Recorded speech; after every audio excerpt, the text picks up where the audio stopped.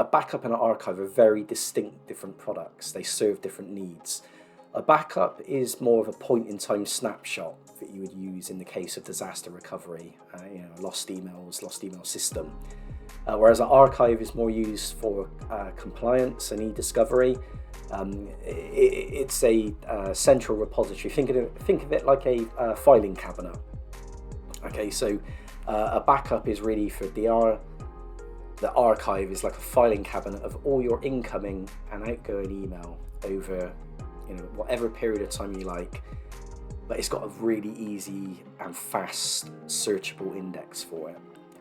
Okay, so many people ask, do I need a backup or an archive? It depends on your needs. Backups are vital, but an archive it is fantastic if you need to retrieve emails quickly.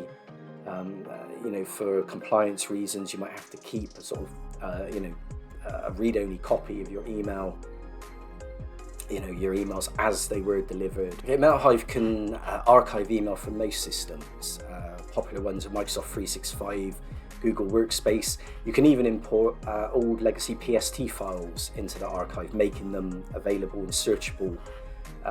Mailhive has got a granular access control system.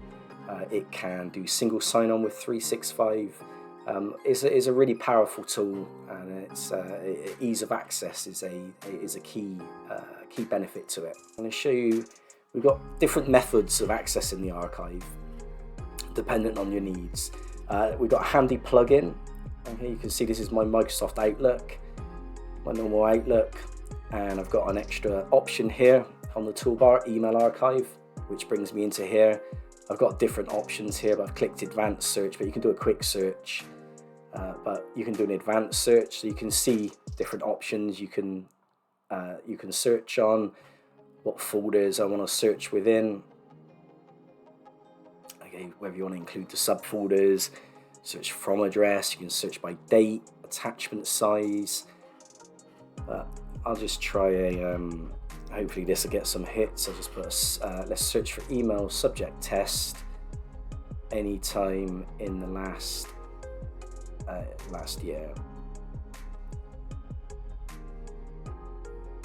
You can do more advanced searches. You can do wildcards or searches. You can use things like question marks if you're not entirely sure of the spelling.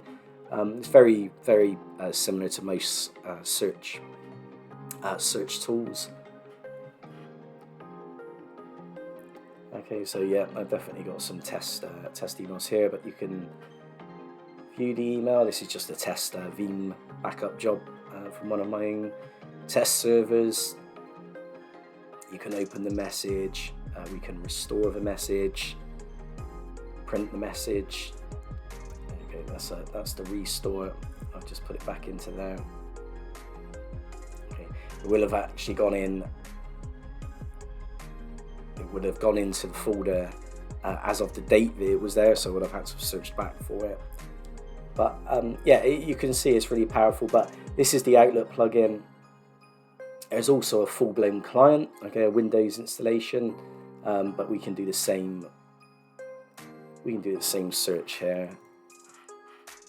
I did last year.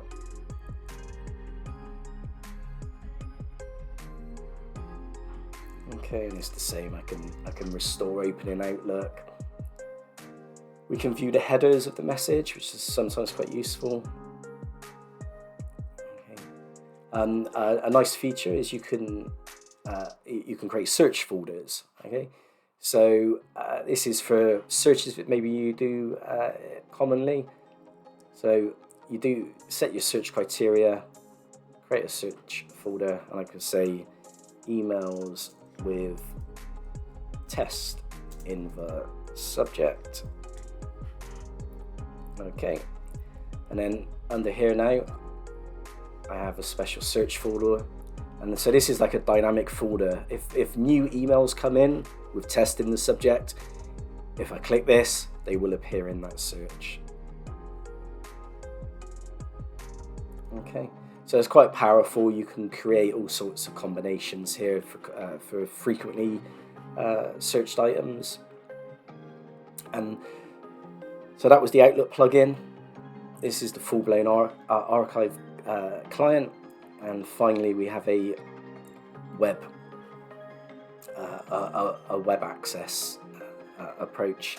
So no client software, no need for Outlook, just an internet connection with a browser. It's worth noting here that I'm archiving all of our Microsoft 365 email, and I've got it configured so it supports single sign-on with Microsoft 365. So it's actually using my Microsoft 365 login. It goes off to Microsoft, authenticates, and then presents me with this screen. So I'll do the same search here. The date last year. Search, and it's the same options. You can restore open as EML, view the message source. I'll just go back to the plugin. Okay, so if I click Browse Archive, you can see archives. This is where the granular permissions come in. I've got access to other people's mailboxes. By default, it would only be my own mailbox, but as an admin, I can give myself access to other mailboxes. Okay, go back into the advanced search, and that's about it. That's all I really wanted to show you. So there's a lot more to it than that, but that's just a very, very quick overview of how you can use Mailhive. It is used in a lot of cases for regulatory compliance. Some particularly financial organizations having to keep emails as they were received or sent for a period of time, say 7 years. The Mailhive it gives you that option. Okay, so hopefully I've just given you a quick overview there. Just to finish off with Mailhive, emails are safe, they're searchable, and it's a compliant system. All the data is stored in the UK, so there's no data locality issues. And just gives you complete peace of mind that you can retrieve any email that's required. Thanks for listening, and I'll see you on the next one.